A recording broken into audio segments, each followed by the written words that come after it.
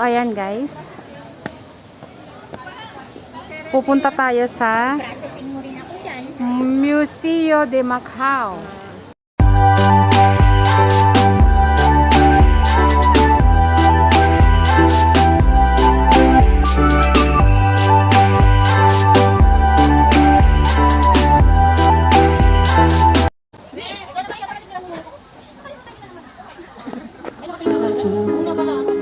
Ulit.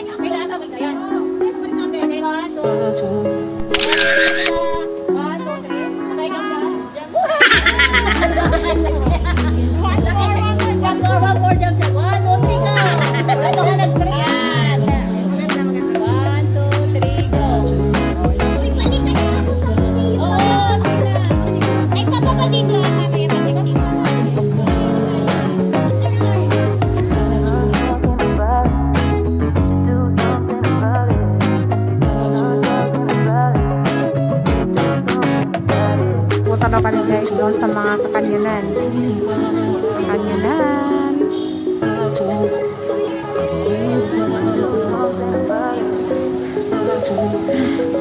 Ito na guys.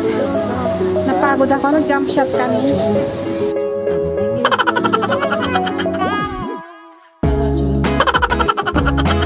Wala namang bantay eh.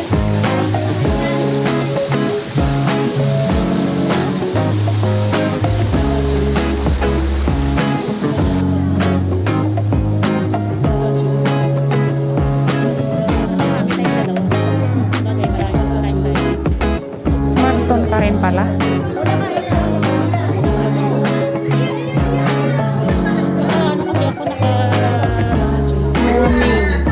Oh, Kanina nasa ferry kami. Hindi ayaw mag-connect sa sa free wifi. Ang dami nag-connect siguro. Ayan. So, first time ko umakyat dito guys. Hello guys. Second time. Second time. First time. Hindi pa pala kami pumunta. Oo, kasi kung saan lang ako makaano. Arating. At saka, puro nga ako sa church. Kasi nakakommit na ako eh.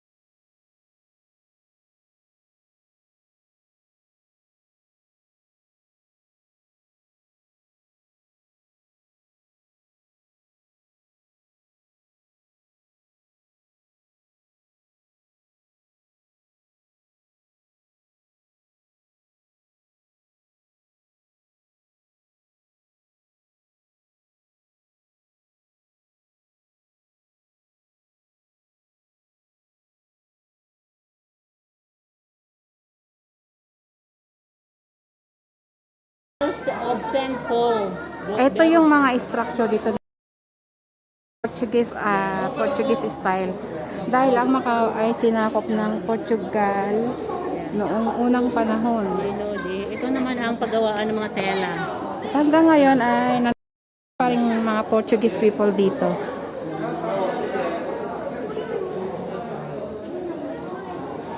Ito yung bangka nila dati. Bangka ba yan?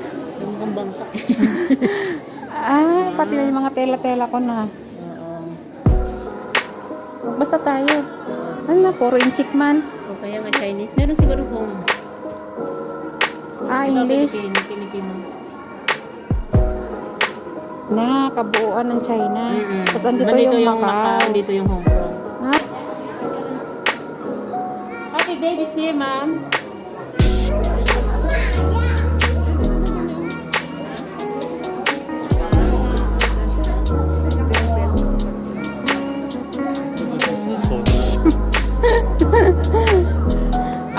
ang pangit ng picture na. Oo ha. Ang cute na bahay. Portuguese style. Portuguese inspired.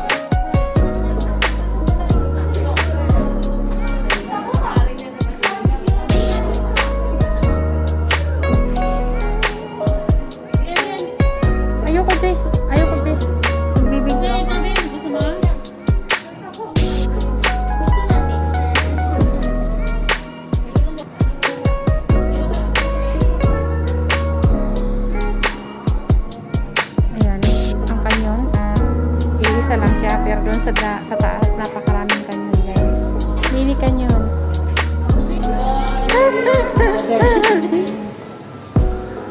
Ayan.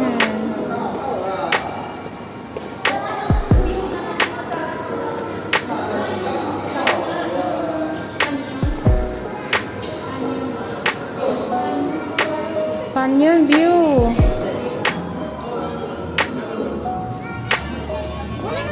Wow. May music play din siya.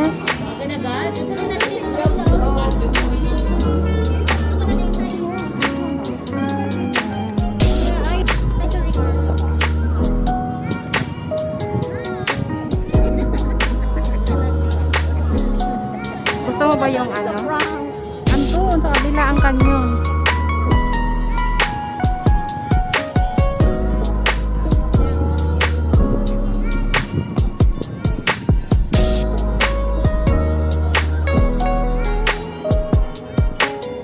Kiangwoo Hospital. Dito na para yung Kiangwoo. Ayun, meron pa yun.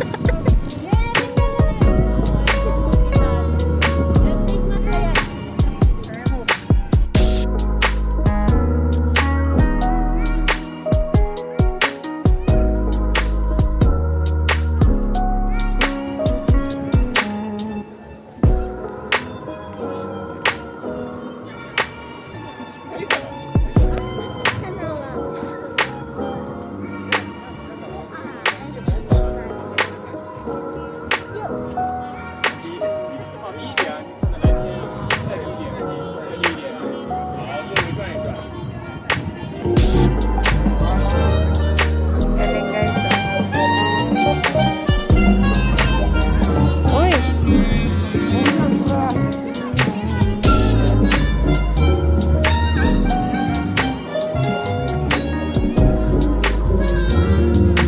Ang galing ng lalaki.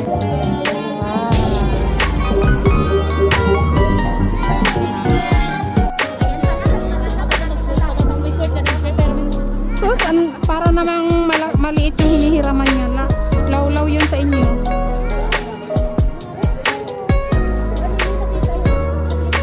Ayan, guys, oh. Ayan, sinasadya namin yung kanyon. Maraming kanyon dito sa Macau. Mga kanyon-kanyon. Daming kanyon. Hinahabol daw nila ang kanyon. Ayan. Ayan, oh. Ay, sayang yun.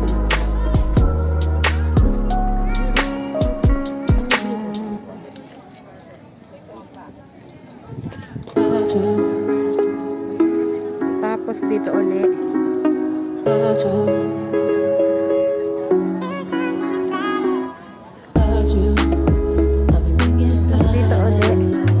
Tatlo ulit dito.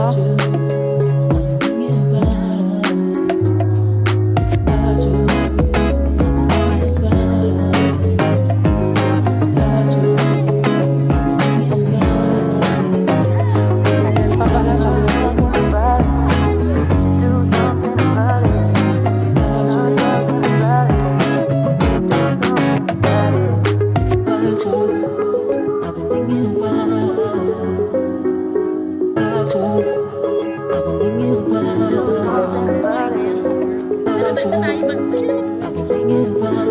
Gusto niya mag-exercise, guys. Ayan, no. Ayan.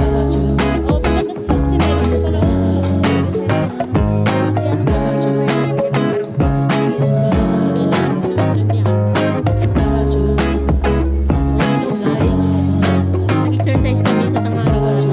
Anong kaya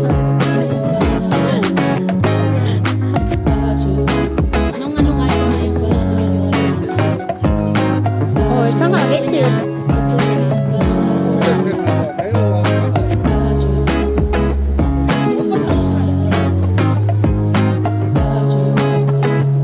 Madaming tao, parang hindi mo wala ng tao dito, guys. Nag-vlog-vlog. Ay, ayun ka. Uy, daanan ng taxi dito. Madaanan ba? Wala namang ano, sarado ang daan. Wala. Kanina meron. Dalawa pa nga yun. Ah, meron ba siya?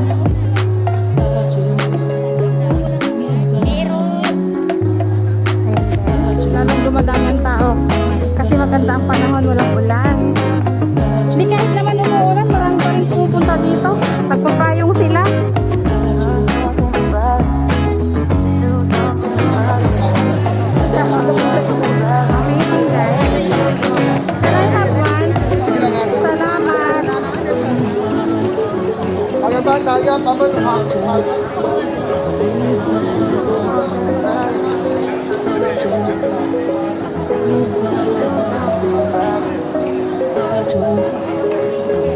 ayan guys. Hindi kami makadiretso ng dagat dahil dami-dami tao.